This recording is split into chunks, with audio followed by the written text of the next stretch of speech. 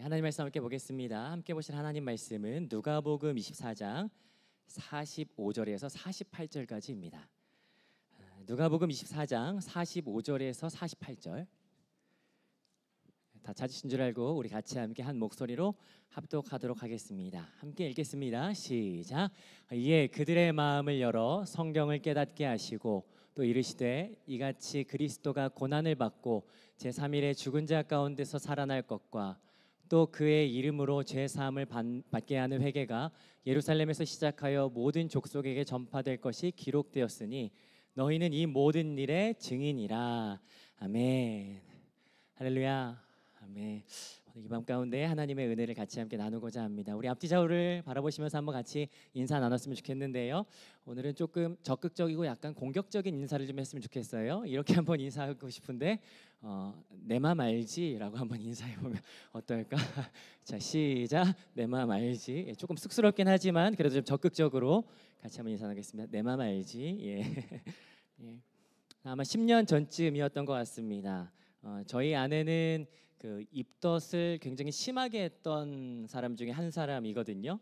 근데 저희 아내가 저희 첫째를 이제 뱃속에 잉태하여서 이제 입덧하고 있었어요. 근데 굉장히 심하게 입덧했었거든요. 근데 저희 어머니께서 저희 아내에게 전화를 해서 안부를 물으시면서 이렇게 말씀하시더라고요. 며느리야, 네 남편이 내 아들이지만 혹시 너를 서운하게 한다면, 마음을 알아주지 않는다면 꼭 이야기해라 라고 말씀하시더라고요. 제가 가만 안 두겠다고, 쫓아가서 가만 안 두겠다, 그렇게 말씀하시는 거예요. 알고 봤더니 저희 어머니께서 저를 임신하셨을 때 그때 입덧하는 동안에 자두가 그렇게 먹고 싶었는데, 그래서 저희 아버지에게 그 이야기를 했었고, 저희 아버지께서 그날 저녁에 까만 비닐봉지를 가지고 들어오면서 자 여기라고 했는데, 알고 보니까 자두가 아니라 영의 양식도 먹어야 된다며 찬양 테이프를 사줬다고. 그게 아직까지도 마음에 남는다고. 그래서 혹여라도 내 아들이지만 혹시 네 마음 몰라주면 꼭 얘기해라 라고 그렇게 이야기하시더라고요. 그 일로 인해서 저는 아내의 마음을 잘 알았고, 그 이후에 저는 아내의 마음을 잘 안 덕에 아이를 셋이나 낳을 수 있었다라고 하는 아름다운 이야기였습니다. 여러분, 우리가 살아가면서 참 중요한 것이 있다면 그것은 사람의 마음을 아는 것이지 않을까라는 생각을 합니다. 직장에서나 가정에서나 학교에서나 우리들의 삶에서 상대방의 마음을, 내가 함께 마주하는 이 사람의 마음을 안다면 얼마나 좋을까라고 하는 생각을 우리 정말 많이 마주하게 되죠. 저도 마찬가지입니다. 여기에서 자유로울 수 없습니다. 신방을 하면서 청년들 이렇게 만나게 되면 늘 만나는 순간에 하는 기도가 있어요. 뭐냐면, 하나님, 이 청년이 어떤 마음을 가지고 있는지, 어떤 생각을 가지고 있는지 좀 알게 해주십시오라고 하는 그런 기도합니다. 그런데요, 우리가 사람의 마음을, 누군가의 마음을 아는 거 정말 중요하지만 사실은 우리 가운데 원론적으로 더 중요한 것이 있다면 그것은 하나님의 마음을 아는 것이지 않을까라는 생각을 해요. 왜냐하면 존 스토트 신학자는 이렇게 이야기했거든요. 하나님의 마음을 아는 것이 얼마나 중요하냐면 이렇게 이야기합니다. 우리가 하나님의 마음을 알지 못할 때 그리스도인의 삶과 예배는 영적으로는 피상적이 되고 은혜가 주는 풍성함을 누리지 못하게 된다. 다시 한 번 더요. 우리가 하나님의 마음이 무엇인지를 알지 못할 때 그리스도인의 삶과 예배는 영적으로는 피상적이 되고 은혜가 주는 풍성함을 누리지 못할 것이다 라고 이야기합니다. 사실 그렇죠. 하나님의 마음, 하나님께서 원하시고 하나님께서 왜 우리에게 이런 은혜를 허락하셨는지, 하나님께서 왜 우리를 이곳 가운데 있게 하셨는지 그 마음을 알지 못한다면 사실 우리가 살아가는 영적인 모든 것은 피상적이고 하나님이 허락하시는 그 풍성한 은혜를 맛보지 못하게 된다는 거, 우리가 너무 잘 아는 내용일 겁니다. 그래서 오늘은 같이 하나님의 마음이 무엇인지를 조금 생각해보고 알아가는 시간이 되면 참 좋겠다라는 생각을 하게 됩니다. 여러분, 성경 66권은 하나님의 마음이 무엇인지를 기록하고 있습니다. 그런데요, 그 중에 하나님의 마음을 특별히 더 잘 나타내는 장면, 대목이 있다면 어디일까라고 해서 그 부분을 꼽는다면 아마 예수님께서 제자들을 남겨두고, 아직 미성숙한 제자들을 남겨두고 떠나시면서 마지막으로 그들에게 당부하는, 승천하시기 직전에 그들에게 당부하는 말씀이야말로 아마 하나님의 마음이 고스란히 들어가 있지 않겠는가. 그것은 다름 아닌 오늘 우리가 같이 함께 살펴봤던 누가복음 24장 45절에서 48절까지의 말씀인데요. 45절 뭐라고 하십니까? 먼저 성경을 깨닫게 하셔서 하나님의 마음이 무엇인지를 이들에게 알려주세요. 그리고 그 마음이 무엇이라고 말하냐면요, 47절 48절을 통해서 알 수 있는 게 뭐냐면 예루살렘에서 시작해서 모든 족속에게 복음이 전해질 것인데 너희가 이 일의 증인이라 라고 하는 것이에요. 달리 말하자면 하나님의 마음은 우리를 선교적 사명으로 부르셨다라고 하는 것으로 알 수가 있죠. 사실 이 장면은요, 우리가 같이 함께 주일에도 말씀을 듣고 있고 매일마다 묵상하고 있는 말씀, 사도행전 1장 8절의 말씀과 동일한 말씀입니다. 사도행전 1장 8절 우리 잘 기억하실 텐데요, 암송하시겠지만 같이 한번 읽어보도록 하겠습니다. 함께 읽습니다. 시작. 오직 성령이 너희에게 임하시면 너희가 권능을 받고 예루살렘과 온 유대와 사마리아와 땅끝까지 이르러 내 증인이 되리라 하시니라. 아멘. 동일한 맥락이죠. 그리고 이 마음을 품고 살아가는 이들의 역사, 이들의 삶, 그것은 바로 사도행전으로 볼 수가 있습니다. 여러분, 실제로 하나님의 마음이 이들 가운데 부어졌을 때, 이들에게 하나님의 마음을 품게 되어졌을 때 이들에게는 정말 놀라운 역사와 놀라운 기적이 일어나게 됩니다. 여러분, 그것은 너무도 잘 아시죠? 가장 먼저 두드러진 특징은 뭐냐면 이들이 모인 무리들이 굉장히 많아졌다라고 하는 특징을 볼 수가 있어요. 사도행전 2장 41절과 몇 개 구절을 이렇게 들어서 본다면 여러분 알 수 있는데, 제가 한번 읽어보겠습니다. 2장 41절 이렇게 기록됩니다. 그 말을 받은 사람들은 세례를 받으며 그날에 신도의 수가 3천이나 더하더라. 2장 47절이에요. 하나님을 찬미하며 또 온 백성에게 칭송을 받으니 주께서 구원받는 사람을 날마다 더하게 하시니라. 4장 4절 말씀을 들은 사람 중에 믿는 자가 많으니 남자의 수가 약 5천이나 되었더라. 6장 7절입니다. 하나님의 말씀이 점점 왕성하여 예루살렘에 있는 제자의 수가 더 심히 많아지고 허다한 제사장의 무리도 이 도에 복종하니라. 여러분, 이 당시에 예루살렘의 인구를 대략 한 10만 명으로 봅니다. 그런데요, 여기에 기록된 사람 남자의 수만 3천에 5천이니까요 대략 한 예수 그리스도를 믿어 영접하여 이 안으로 들어온 사람들을 아마 2만 명 정도로 볼 수 있습니다. 그럼 10만 명 중에 2만 명, 5분의 1이 믿게 되었다라고 하는 것이에요. 여러분, 이거 굉장한 파급력입니다. 더군다나 2장 47절을 좀 더 보니까요, 온 백성이 칭송했다. 저 사람들을 보면서 저 사람들을 칭찬했다라고 이야기합니다. 여러분 아시지 않습니까? 우리가 살아가면서 참 어려운 게 있다면 사람들에게 칭찬받는 게 정말 어렵죠. 그런데 이 공동체는 얼마나 모범적인 공동체였길래 사람들이 보는 사람들마다 칭찬했다라고 이야기합니다.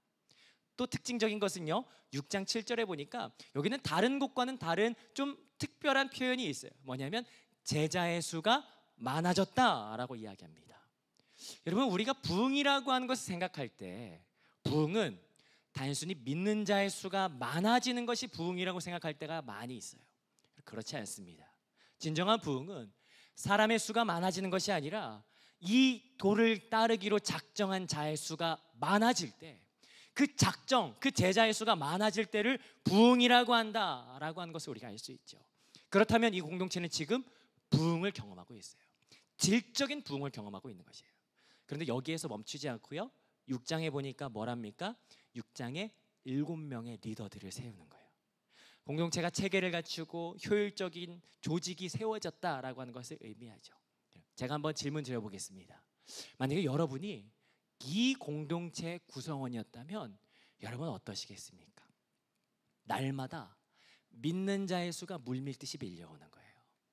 날마다 이 지역 사람들이 늘 이 성도들을 칭찬하는 거예요.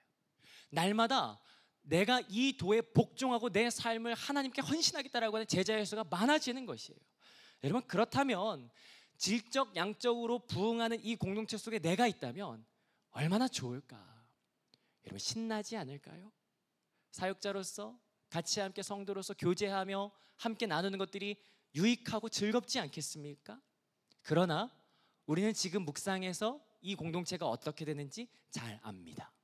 7장을 지나면서요, 갑자기 반전을 맞이하는데요, 7장 57절에서 59절 같이 한번 읽어봅니다. 함께 읽습니다. 시작. 그들이 큰 소리를 지르며 귀를 막고 일제히 그에게 달려들어 성 밖으로 내치고 돌로 칠세 증인들이 옷을 벗어 사울이라 하는 청년의 발 앞에 두니라. 그들이 돌로 스데반을 치니 스데반이 부르짖어 이르되 주 예수여 내 영혼을 받으시옵소서 하고. 여러분, 이 장면이 어떤 장면인지 아시죠? 성령과 지혜가 충만했던 사람, 칭찬받는 사람 가운데 선택하였던 스데반이라고 하는 그 7명 가운데 한 사람이 유대인의 공회였던 사내들인에게 돌에 맞아서 죽게 되는 사건이 발생하였다라고 하는 것이에요. 그런데 더욱더 심각한 건 뭐냐면 이 사건만으로 끝나지 않는다라는 것이에요. 여러분, 마치 스데반이 죽은 것은 잔잔한 호수에 돌 하나 집어넣은 것 같은 사건이었어요. 그런데 여러분 아시죠? 호수에 돌이 던져졌을 때 돌은 그냥 빙그르르 하고 물속으로 들어가는 사건으로만 끝나는 것이 아니라 파동을 일으킨다는 사실이에요. 마치 스데반이 죽은 이 사건을 통해서 교회에 일으킨 그 파동과 파장은 더 크고 엄청났다라고 하는 것을 우리가 8장을 통해서 알 수 있습니다. 8장 같이 한번 보시겠습니까? 1절부터 3절인데요 함께 읽습니다. 시작. 사울은 그가 죽임당함을 마땅히 여기더라. 그날에 예루살렘에 있는 교회에 큰 박해가 있어 사도 외에는 다 유대와 사마리아와 모든 땅으로 흩어지니라. 경건한 사람들이 스데반을 장사하고 위하여 크게 울더라. 사울이 교회를 잔멸할세 각 집에 들어가 남녀를 끌어다가 옥에 넘기니라. 여러분, 1절에서 볼 수 있는 게 뭔지 아십니까? 그 죽음을 마땅히 여기는 사람이 생겼습니다. 여러분, 이게 말이 될까요? 여러분, 사람이 죽었어요. 그런데 이 죽음을 잘 죽었다, 잘 됐어, 다행이야, 얼마나 잘 됐는지 몰라 라고 여기는 사람들이 생겨났다라는 것이에요. 여러분, 이게 말이 될까요? 아니요, 이들에게는 말이 됩니다. 이들에게는 그 무엇보다도 소중하게 여기는 성전과 모세의 율법과 하나님의 이름을 가지고 블라스페미아, 신성 모독했다라고 여겼기 때문에 잘 죽었다라고 여길 수밖에 없었던 것이죠.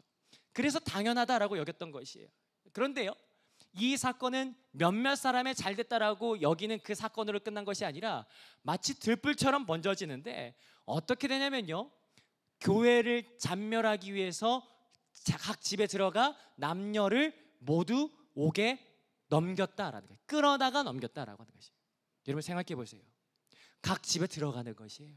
각 집에 들어가서 너 예수 믿어? 저기 성경책 있네. 너 예수 믿는구나 하면서 끌어다가 옥에 넘겼답니다. 특별히 여기 끌어다가라고 한 단어는요, 이 단어 자체의 뉘앙스를 가지고 있는 것이 뭐냐면 무력을 동원한 끌어다가라는 의미가 있어요. 그러면 너 예수 믿어? 라고 하면 잡아서 무력을 통해서 제압시켜서 그를 끌어다가 옥에 넘기는 거예요. 이 공동체에 큰 박해가 일어났습니다. 여러분, 만약에 이 공동체가 내 공동체였다면 여러분은 우리 어떻겠습니까? 그래서 결국 어떻게 됩니까? 모두가 흩어졌다라고 이야기해요. 만약에 이 공동체가 우리의 상황이라면, 우리가 박해받는 가운데 있다면, 그래서 흩어질 수밖에 없는 상황에 있었다면 여러분, 우리가 어땠을까? 우리가 믿음을 잘 지킬 수 있었을까? 이러한 고난이 우리 가운데 있다면 과연 우리가 이 믿음을 지킬 수 있을까? 1800년대 교회사에는 아주 특별한 역사적인 사건이 하나 있습니다. 뭐냐면 영국에 있는 웨일즈의 부흥운동이 일어난 것인데요, 기록에 의하면 그 부흥운동으로 인해서 웨일즈의 모든 술집들이 문을 닫고 청년들이 길거리에 뛰쳐나와서 예배하면서 찬양했던 그 시대가 있었다라고 전해집니다. 아마 여러분들 한 번쯤은 들어보셨을 것이라고 생각합니다. 근데 그 길거리로 뛰쳐나온 사람들 중에 한 소년이 있었어요. 그 소년의 이름은 토마스라고 하는 소년이었는데요, 그가 그 부흥운동 가운데 하나님 앞에 은혜를 경험하고 회심을 경험하면서 하나님, 제가 하나님 앞에 제 삶을 드리겠습니다, 헌신하겠습니다, 하나님 제가 하나님 앞에 쓰임받고 싶습니다 라고 결단합니다. 근데 감사하게도 이 친구가 공부를 굉장히 잘했어요. 16살에 대학에 지원을 해요. 합격합니다. 그런데 합격했는데 대학에서 실력은 되는데 나이가 너무 어리니까 너 내년에 와라 라고 이야기하면서 17살에 대학에 들어갑니다.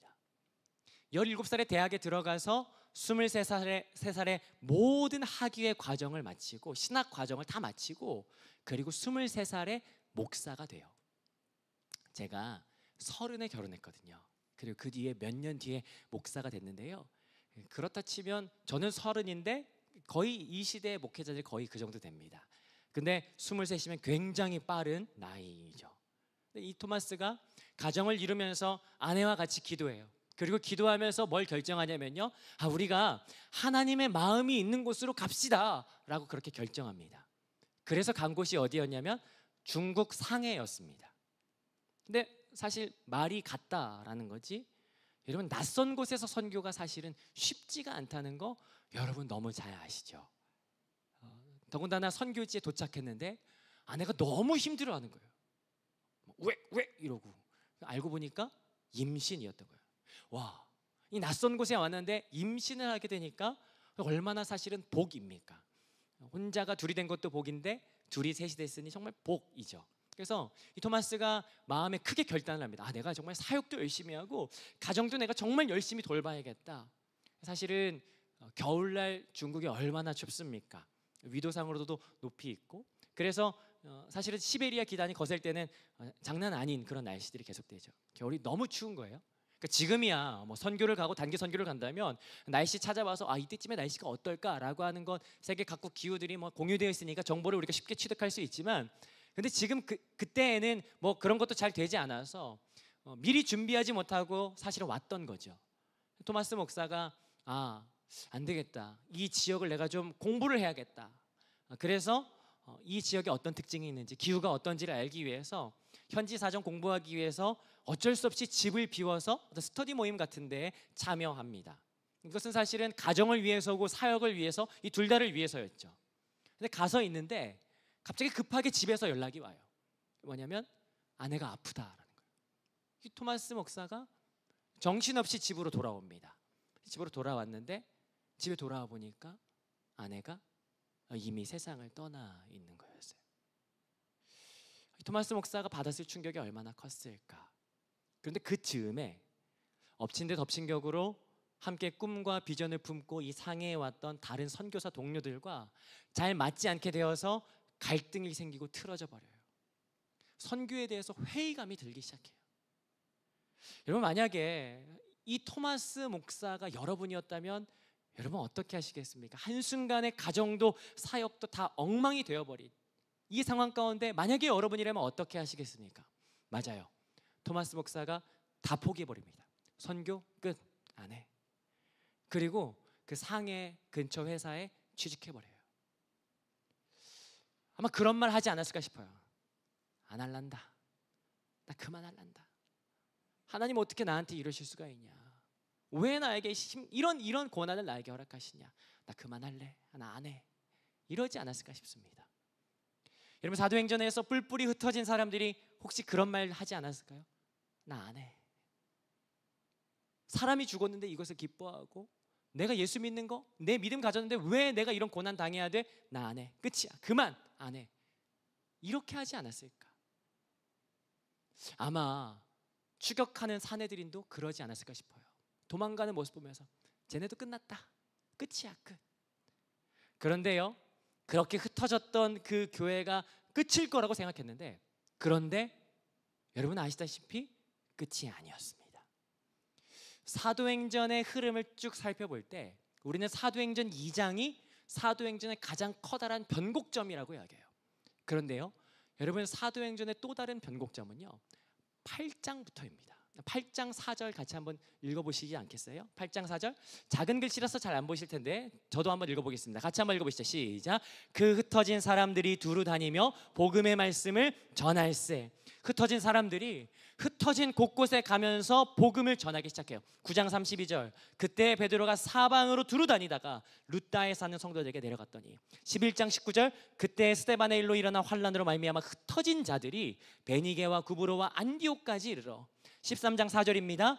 두 사람이 성령의 보내심을 받아 실루기아에 내려가서 거기서 배 타고 구브로에 가서, 14장 이고니온, 루스도라, 더 멀리 계속해서 복음이 확장되어지는 것을 보게 된다는 것이에요. 여러분, 흩어진 그 시간부터 복음이 점점 퍼져나가요. 여러분, 이상한 일이지 않습니까?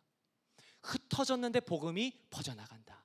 그런데 이것을 우리가 조금 다른 시각으로 비틀어서 본다면요, 흩어진 것은 그들의 모든 열정과 그들의 복음이 끝난 것이 아니라, 흩어진 것은 교회에 임하신 하나님의 성령의 충만함이 안에서부터 밖으로 흘러갔다라고 하는 것을 말하는 것이 된다는 사실이에요. 여러분, 개인적으로 제가 여러분에게 청년부 사역에 대한 방향성을 처음 소개하는 것 같습니다.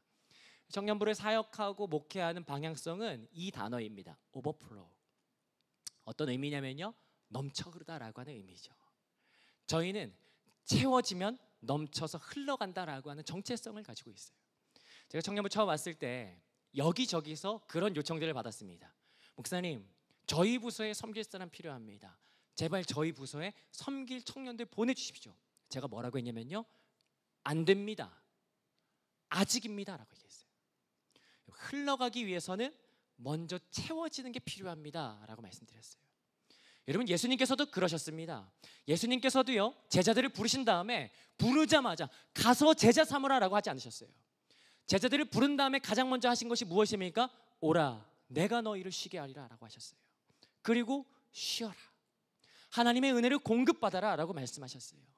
그리고 그들이 충만하게 하나님의 은혜를 공급받았을 때 예수님께서는 그들을 그래, 쉬었으니까 계속 쉬어, 더 쉬어, 더 쉬어, 이렇게 하지 않으셨어요. 그들이 은혜가 공급된 다음에는요, 뭐라고 말씀하셨습니까? 여지없이 때가 됐을 때 가서 제자 삼으라 라고 말씀하셨습니다. 이것은 당연한 원리죠. 여러분, 정말 신기한 것은 뭔지 아십니까? 정말 놀라운 것은 사도행전의 기적이 정말 많이 등장한다라는 것이에요. 사도행전의 기적이 몇 번 등장한지 아십니까? 40번 등장합니다. 그런데요, 제가 세보니까 사도행전의 이 40번의 기적 가운데 39번은요 교회 안에서, 공동체 안에서 일어난 것이 아니라 공동체 밖에서 기적이 일어났다라고 하는 것이에요. 여러분, 이것은 굉장한 의미가 있습니다. 왜냐하면 기적은 사람이 베푸는 것이 아니지 않습니까? 하나님께서 사람의 손을 통해서 베푸시는 것이 기적이었어요. 그렇다면 하나님께서 이 기적을 베푸실 때 교회 안이 아니라 교회 밖에서 더 많은 기적을 베푸셨다라고 하는 것은 뭐냐면, 달리 말하자면 하나님의 관심은 교회 안에만 머물지 않았다라는 것입니다. 하나님의 관심은 교회 밖을 넘어서 그 시선과 그 마음이 온 땅과 열방을 향하여 머물러 있었다라고 하는 것을 우리가 알 수 있죠. 경제학자이며 미래학자인 피터 드러커는 이런 이야기를 했는데요, 우리 같이 한번 읽어보지 않으시겠습니까? 같이 한번 읽어보시죠. 시작. 모든 조직은 외부 사람들을 섬기기 위해서다. 조직이 내부 사람들을 섬기기 위해 존재할 때 그 조직은 사멸한다. 여러분, 교회가 늘 치열하게 고민해야 되는 것이 있다면, 교회가 늘 몸부림쳐야 하는 것이 있다면 우리가 누구를 어떻게 섬길지에 대한 고민이지 않을까 싶습니다.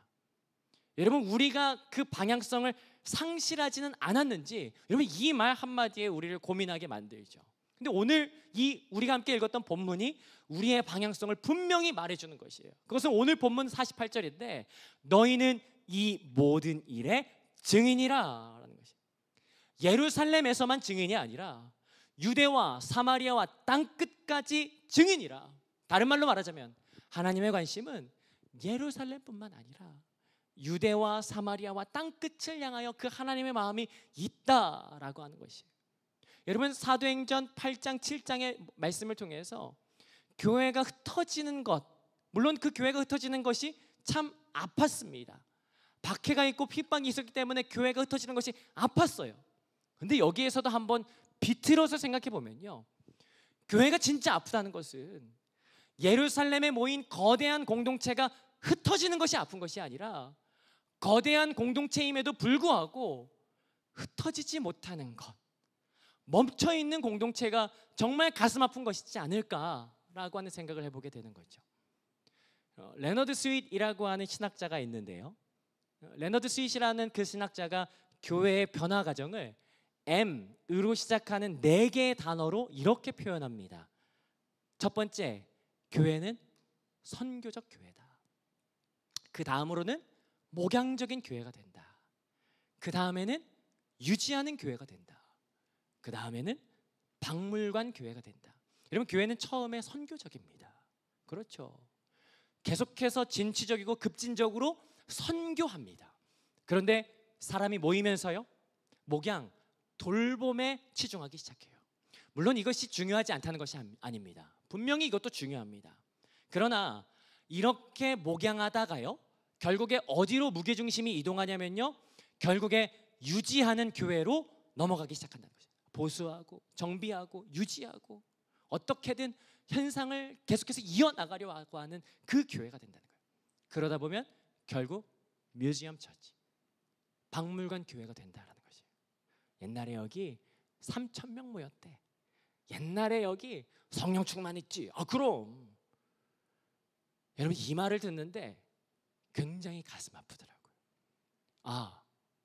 우리 공동체는, 우리 교회는 어디쯤 와 있을까? 혹시 우리 교회가 생명력을 잃은 박제된 박물관과 같지는 않은가? 여러분 우리가 박제된 박물관이 되지 않기 위해서 어떻게 해야 할까요? 여러분 오래전에 신학교에서 제가 공부하면서 영국 교회들이 팔려서 술집되고 클럽 된다는 얘기 정말 많이 들었거든요. 근데 그때 저희가 전도사들끼리 그런 얘기 했습니다. 우리나라는 장소와 공간 자체를 굉장히 중요시 여기는 나라이기 때문에 아무리 낮 시간이 흘러도 그럴 일은 없다라고 저희가 그렇게 이야기했었거든요. 아니 그렇지 않더라고요. 지금 수많은 교회가 팔려요. 문을 닫습니다. 제가 살던 고향에도 있어요. 제가 살던 고향은 충남 금산이거든요. 근데 저기 금산 터미널 바로 옆에 보면 큰 교회가 하나 있거든요. 근데 거기에서 제가 고등학생 때 정말 친구들과 같이 동역들과 정말 기도하고 찬양하고 예배했던 곳이 바로 거기였어요. 지금 뭐가 됐는지 아십니까? 처치 카페가 됐습니다. 처치 카페. 커피 팔고 디저트 팔아요. 제 개인적으로 커피 좋아하거든요. 그래서 제가 맛있다고 하면 웬만큼 한번 갑니다. 거기 맛있다고 하더라고요. 그런데 제가 거기 도무지 갈 자신이 없습니다. 여러분 정말 비통하지 않습니까? 어떻게 하면 박물관이 되지 않을 수 있을까? 그건 아주 쉽습니다. 뭐냐면 처음 마음을 잃지 않으면 된다. 처음 주신 하나님의 마음을 놓치지 않으면 된다라고 하는 것이죠. 토마스 선교사가 그렇게 자기 아내도 잃고 선교사들과 갈등 때문에 모든 것을 포기하고 그냥 직장에 취직했을 때 그때 한 사람을 만나는데요. 그때 윌리엄이라고 하는 성공회 소속의 목사를 만나게 됩니다. 그러면서 그 목사님 통해서 감사하게도 그 마음을 일으키게 돼요. 그리고 다시 한번 더 내 삶을 하나님 앞에 드려야겠다라고 하는 비전을 다시 한번 발견하게 되죠. 그리고 그때 함께 모였던 사람들과 기도하고 예배하면서 하나님의 마음이 어디 있는가? 그렇게 바라볼 때 하나님의 마음이 저기 바다 건너 조선 땅에 있구나라고 하는 것을 알게 돼요. 그때부터 이 토마스 목사가 한국어를 배우기 시작합니다. 그리고 1866년 7월에 평양으로 가는 미국 상선 제너럴 셔먼호의 통역관 자격으로 배에 탑승해요. 이때는 고종 초기였거든요. 조선은. 네, 아시겠지만 고종의 아버지 흥선대원군이 쇄국 정책을 펼치던 때였습니다. 중국에서 출발해서 배가 평양으로 들어오기 위해서 대동강을 통해서 들어오려고 하는데 대동강에서 배가 들어오지 못하는 거예요. 대동강에서 군관들이 딱 막고 있습니다. 퇴각하라. 그러니까 이제 여기 있는 사람이 받아줘라 막 이렇게 얘기하는 거겠죠. 받아줘라, 받아줘 막 이렇게 얘기하는데 그런데도 계속해서 가려고 하는 거예요. 평양 군관이 어떻게 하냐면요, 그 배를 불태워 버립니다. 그러자 어쩔 수 없이 이 안에 있던 사람들이 갈 곳이 없으니까 대동강에 뛰어들어요. 토마스 목사도 선택의 여지가 없죠. 근데 뛰어들기 전에 성경책 3권을 이 품 안에 넣어요. 마치 이것이 하나님의 마음이다 라고 여기면서 품 안에 넣습니다. 그리고 헤엄쳐서 대동강변에 딱 올라서는 그때 창에 찔려서 죽고 맙니다. 근데 죽어갈 때 이 토마스 목사가 자기 품에 있었던 성경책 그 3권을 강변에 던져요. 하나님의 마음을 마치 이것이 하나님의 마음이다 라고 하는 것처럼 뿌리면서 대동강변에 성경책 3권을 뿌리죠. 근데 그 중에 그 3권을 최치량이라고 하는 12살짜리 어린아이가 뭔지도 모르고 죽어가요. 근데 그게 우여곡절 끝에 박영식이라고 하는 사람에게 들어가거든요. 이 박영식이라고 하는 사람이 난생 처음 이 책을 보니까 뜯어서 이게 뭐 할 게 있나 싶어서 집에다가 벽지로 발라버립니다, 성경책을. 근데 그러다가 이 벽지에 적힌 성경 말씀을 보고 이 박영식이 복음을 받아들여요. 그리고 나중에는 이 집이 평양 최초의 교회인 널다리 교회가 되죠. 그리고 이때 이후로 40년이 지난 다음에 1907년 평양의 대부흥 운동이 바로 여기에서부터 시작합니다. 여러분 놀랍지 않으십니까? 단지 하나님의 마음을 따라서 갔을 뿐인데 여러분 어떻게 누가 이런 일이 있을 것이라고 상상했을까? 여러분 오늘 우리에게 정말 수많은 사역들이 있죠. 근데 그 수많은 사역 중에 정말 가장 중요한 것이 무엇이냐라고 이야기한다면 그것은 하나님의 마음을 아는 것이지 않을까라고 싶어요. 하나님께서 우리에게 원하시는 것이 있어요. 여러분 기억하세요? 호세아 6장 6절 말씀, 나는 인애를 원하지도 않는다. 나는 제사를 원하지도 않는다. 하나님 아는 것, 하나님의 마음 아는 것을 원한다라고 말씀하세요. 하나님께서 우리에게 요청하십니다. 하나님의 마음 아는 것. 저는 오늘 설교 제목을 알아줘 내 마음이라고 지어봤어요. 얼마 전에 막내 아들이 입이 이만큼 나온 거예요. 알고 보니까 형도 안 놀아줘, 누나도 안 놀아줘, 엄마도 안 놀아줘, 아빠도 안 놀아주니까 막 입이 이만큼 나와가지고 그러면서 한다는 말이 내 마음도 몰라주고 막 이렇게 얘기하더라고요. 근데 그 얘기를 듣는데 제가 그런 마음이 드는 거예요. 하나님께서도 야, 내 마음 좀 알아줘라 라고 그러시는 것 같더라고요. 그 마음이 뭘까? 문득 이런 찬양이 생각났어요. 아버지 당신의 마음이 있는 곳에 나의 마음이 있기를 원해요. 사실 여러분 우리가 이 찬양 정말 많이 고백했었는데 여러분 우리가 이 말씀 듣고 이 찬양 통해서 우리가 다시 한번 되돌아봅니다. 정말 나는 하나님의 마음이 있는 곳에 나의 마음이 있는가? 지난 1월 감사하게도 중고등부 학생 같이 함께 팔라완 비전 트립 다녀왔는데 제가 남산교회 사역 가운데 가장 큰 관점이 바뀐 사건 중에 하나가 바로 그 사건이었던 것 같아요. 그때 그 비전 트립 통해서 제가 그걸 알게 됐어요. 우리 교회가 진짜 건강한 교회구나. 하나님의 마음을 아는 교회구나.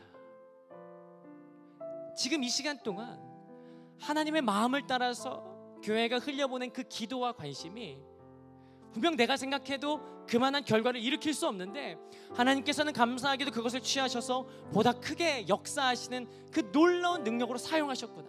눈으로 보니까 이야, 우리가 하나님 앞에 쓰임받는 것이 얼마나 감사하고 영광스럽던지. 여러분 이제 이번 주 일본 선교팀을 시작으로 선교 사역들이 계속해서 시작됩니다. 청년들도 9월에 선교를 나가요. 여러분 기도해 주십시오. 복음 들고 나아가는 이 팀들에게 또한 보내는 우리 모두에게 하나님의 마음이 있기를 같이 함께 구했으면 좋겠어요. 동시에 하나님께서는요 우리를 세계와 열방으로도 같이 함께 보내시지만 우리를 각자의 직장과 가정과 학교와 모든 터전으로 우리를 부르십니다. 여러분 우리가 이 땅을 살아가면서 그 모든 곳곳에 나아갈 때 가장 중요한 것이 필요하다면 그것은 다름 아니라 하나님의 마음을 품고 걸어가는 것이다 라고 하는 것을 우리가 이 말씀을 통해서 알게 됩니다. 여러분 오늘 우리가 하나님의 마음을 같이 함께 품으십시다. 보내는 자나 같이 함께 나아가는 자나 하나님의 마음을 가지고 나아갈 수 있는 이 교회가 될 수 있도록 여러분 같이 기도하시고 이 마음이 하나님 우리 가운데 역사하게 하여 주시옵소서. 우리가 하나님 마음 따라서 살아가는 교회 되게 하여 주시옵소서라고 같이 간구하는 남산교회가 되기를 주님의 이름으로 축복합니다. 우리 같이 함께 찬양하고 또 같이 기도하며 나아가도록 하십시다. 같이 함께 찬양합니다. 아버지 당신의 마음이 있는 곳에 나의 마음이 있기를 원해요. 아버지 당신의 눈물이 고인 곳에 나의 눈물이 고이길 원해요. 아버지 당신이 바라보는 영혼에게 나의 두 눈이 향하길 원해요. 아버지 당신이 울고 있는 어두운 땅에 나의 두 발이 향하길 원해요.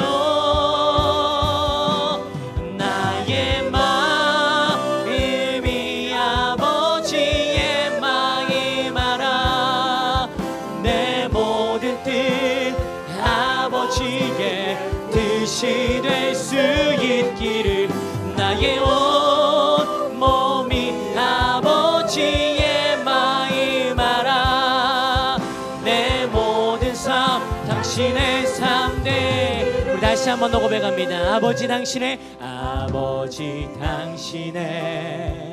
마음이 있는 곳에 나의 마음이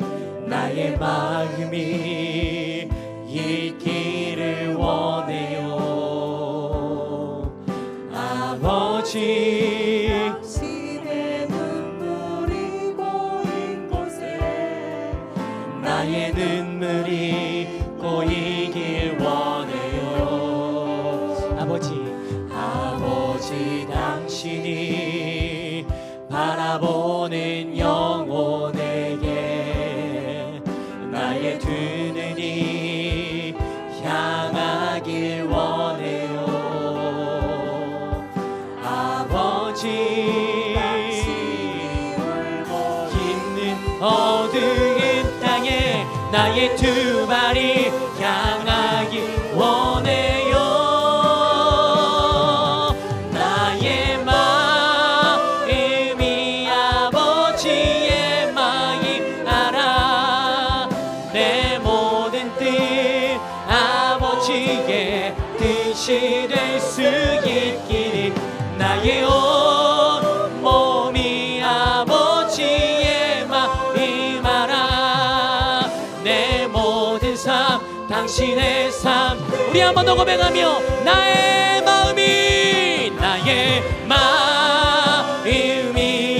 아버지의 마음 알아. 내 모든 뜻 아버지의 뜻이 될 수. 나의 몸이 아버지의 마음 알아.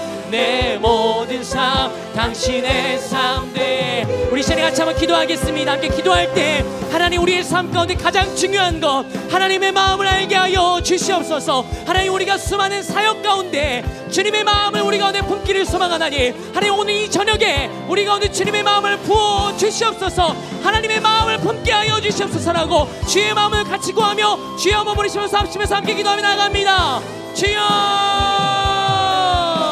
하나님 오늘 우리에게 주님의 마음을 품게 하여 주시옵소서. 하나님 주의 마음을 부어주시옵소서. 하나님의 마음이 있는 곳 가운데 우리의 마음이 있을 수 있도록 하나님 주님의 마음이 충만하게 있게 하여 주시기를 소망하나니 주님께서 원하시고 주님께서 우리를 부르셨으며 주님께서 우리를 어떻게 사용하실지에 대한 그 마음이 오늘 우리 가운데 있게 하여 주시옵소서. 하나님 이 마음을 품며 나갈 때에 주님의 뜻이 우리 가운데 펼쳐지게 되는 귀한 역사 있게 하여 주시옵소서. 하나님의 놀라운 뜻 우리 가운데 있게 하여 주시옵소서. 이 시간 다시 한번 더 기도하며 나아갈 때 특별히 이번 주에 있을 일본 선교팀을 비롯하여서 나아가는 선교팀에서 같이 한번 기도했으면 좋겠습니다.